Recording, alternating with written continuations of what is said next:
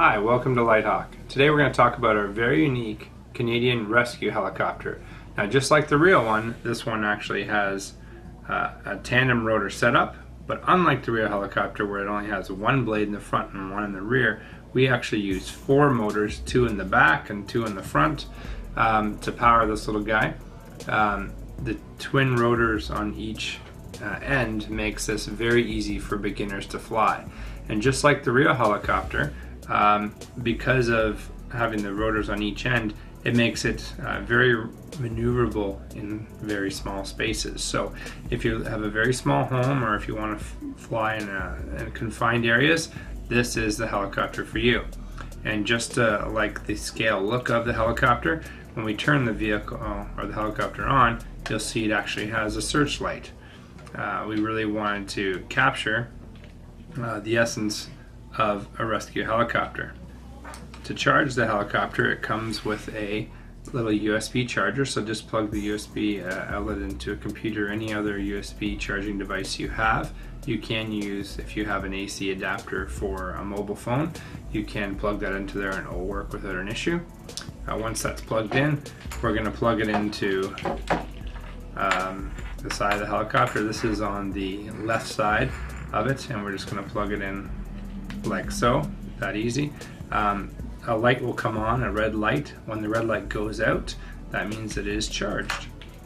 On the opposite side of the helicopter, you have an on-off switch. To move to the on position, you have to move it backwards or towards the back of the helicopter.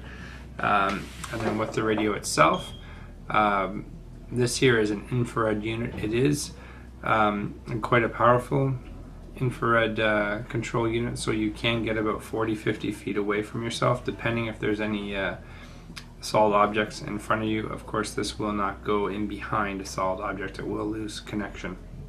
So to fly the helicopter, the left stick is the throttle. It is not spring loaded, so we do that on all our flying toys because we want to make sure that you can practice hovering without having to constantly find the sweet spot to do so.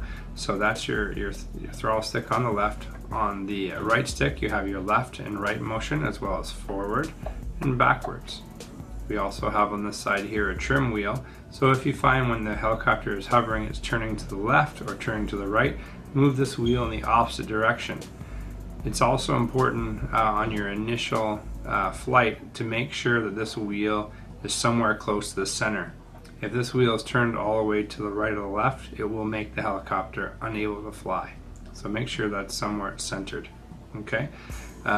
Also here there's a ABC channel selector, so you can fly up to 3 of these helicopters simultaneously, but each one has to be in its own channel selector, so either A, B, or C. So if you are going to buy a couple of these for a family to use, just make sure they're on opposite channels and you won't have any issue.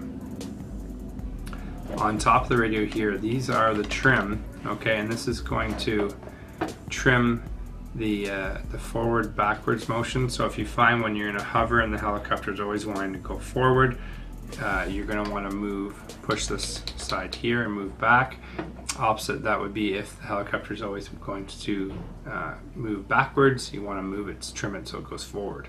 So it's a very simple little helicopter, a lot of fun, great to fly, and a great example of a well-known, iconic Canadian rescue helicopter. So until next time, happy flying, and check us out at litehawk.ca.